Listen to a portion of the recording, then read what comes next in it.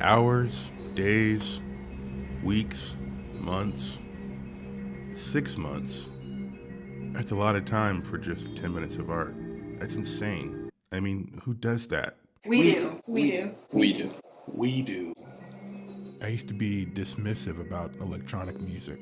I didn't respect the singular musician who sat at a computer and created an entire album with zero human interaction. Then I realized I hadn't been checking out the right people. Here at Lab, it's a pretty diverse mix of cultures. Our Jewish Student Association hosts a Holocaust assembly every other year, and musical performances are included.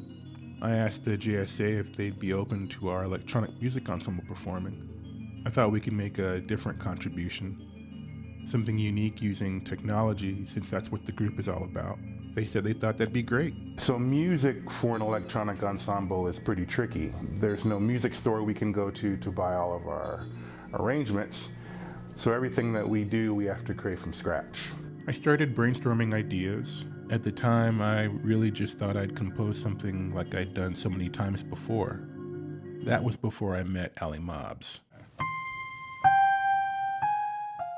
It's a process known as sound design. Ali was doing a workshop on it where we went out into the city and recorded any sounds we wanted. Traffic, crunching a plastic bottle, stepping on leaves, tapping a metal gate, literally anything.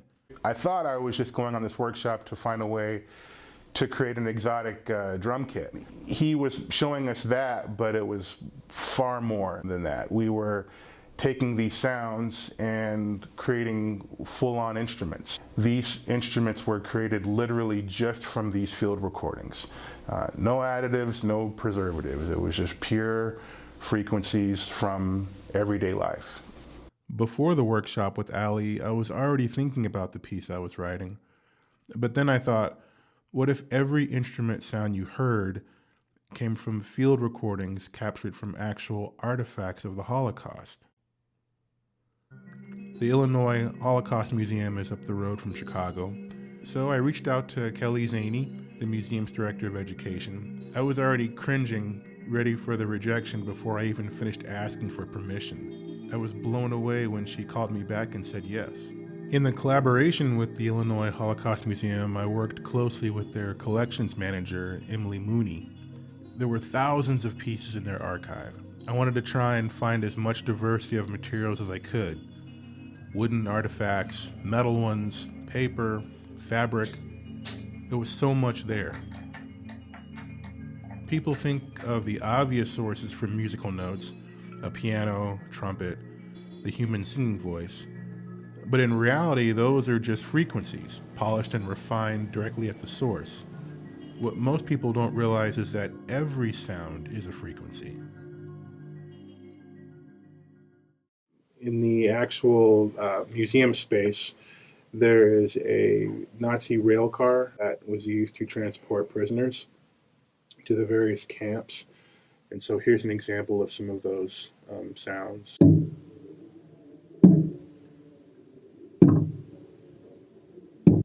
And so I took one of those and ended up creating this bass instrument that you hear in the second movement.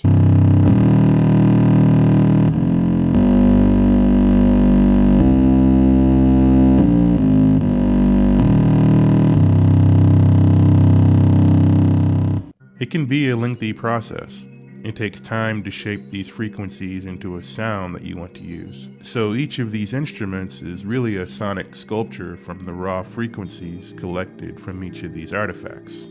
What made it meaningful was that these weren't just artifacts. Many of the pieces had stories behind them. I asked Emily if the museum had any documents or letters with special significance. She shared one. A letter written by a woman named Rennie Valhaus. It's the last letter she would ever write, a farewell to her family. She's just learned that she and her son Alfred are about to be sent to Auschwitz, soon after they were both killed there. I use this letter as part of the narrative of my piece. It's the transition from the first to second movements. Rennie was portrayed by Marion Zimmel, one of our German teachers here at Lab. Because the letter was typed, the coincidence that a typewriter was one of the museum's artifacts was fate, I think. The typing you hear in the piece is from this typewriter. It's been an amazing experience being a part of this project. Just the idea that someone would take artifacts from the Holocaust and be able to turn that into sound and recreate an experience of the different stages of the Holocaust was amazing to me. We went through and we did a line-by-line analysis, and then finally we broke it down into something that sounded like what a speaker of English would say in that exact context. So wir kämen als du gestern essen weg, verschwinden deine Verstellen wollen. Another meaningful discovery was learning about a man named Jerry Glass. Jerry was a Chicagoan born to Yiddish-speaking Jewish parents. At 17, he joined the U.S. Army and served under General Patton. Jerry's unit was one of the many that landed at Omaha Beach as part of the Normandy invasion of World War II. Several days later, he was part of the liberation of the Mauthausen concentration camp. He acted as a translator for the Jewish prisoners who only spoke Yiddish. The museum has several of Jerry's belongings. The marching army you hear in the piece were samples taken from Jerry's army boot. There's also his army jacket. I used the sound of the zipper pull to create one of the main melodic synth instruments you hear in the third movement. And his uniform pants. I created another synth lead from the sound of the fabric rubbing against itself. The poem I Am a Jew is the resolve and fortitude, the resilience of the Jewish people. A poem like this, coming from someone who lived through that experience and then died from it, really hammers home and sort of opens up to us a way of understanding what that was like and why we can't let it happen again. As a Jew, I'm able to have the honor and the task of conveying the feelings and the emotions of real people who went through these very harrowing experiences. And I get to feel some of what they feel, and I get to show the world and lab how these people might have felt going into concentration camps and leaving their families behind, and the pride that they have from their heritage and their background. I think it's been very powerful, especially the poem that Eva wrote. No, no, my God, we want to live, not watch our numbers melt away. We want to have a better world. We want to work. We must not die. Verschwinde deine Verstellen Loyalität. Kommen wird noch unsere ausgebänkte Show. Spät ab heute unser Tag bis einen Tag. 2, 2, 3, 4.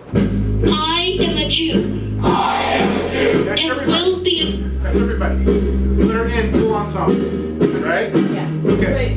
Letter N is in Nancy? Okay. Yeah. Okay. This method of music creating has given the students in the ensemble a deeper connection to everything. They've been so focused in rehearsal. The execution of all the parts feels at times like a 3-ring circus. They have to play melodies, chords, improvise, trigger audio samples, launch loops. These kids are amazing. Without them, this piece doesn't live. I always knew the Holocaust was a terrible, terrible thing, but especially in reading some of the very minute details in the poetry from the people that are actually experiencing it, I saw the more individual experience of the Holocaust. It wasn't just numbers, but these were people, and you get to hear their stories. From the letters to the poems, I saw a different side of the Holocaust I'd never seen before. When you're in the electronic music ensemble, I feel like there's a lot more creativity. Maybe it's because we're more of a club rather than a class, but I feel like we have more movement and we have more say in what we're doing. All these wires, gadgets, buttons, sliders, knobs. There are a ton of lessons that being in a technology discipline provides. The one you better embrace first? Troubleshooting. Throughout this entire creative process, I kept thinking, it's really important to get this right, to do it justice. I can't do it justice. No one can. So this piece is really just me trying to say to history, I hear you. I'm listening. I want to respond to you, and this is the best way I know how. this is something my family went through, and this is something that many other families went through, and so many different groups of people who have been discriminated against have gone through. And I think that this experience gave me the outlet to express how close I am to my heritage, and that is something I would never have had the chance to do otherwise. I am a Jew and will be a Jew forever, ever.